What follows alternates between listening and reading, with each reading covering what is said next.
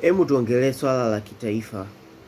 Tarehe 29 Oktoba ni siku ambayo Watanzania tunatakiwa tuamue hatima ya nchi yetu. Binafsi ninapenda nchi hii irudishe haki.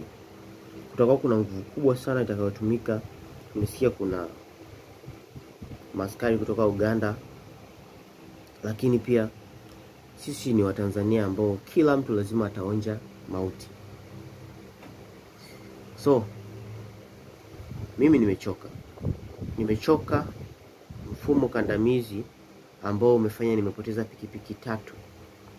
Nimechoka kudharauliwa na kuambiwa mimi ni nani na kuchukuliwa familia yangu.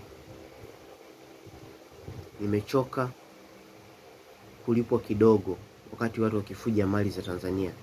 So tarehe 29 nipo na wanaoandamana.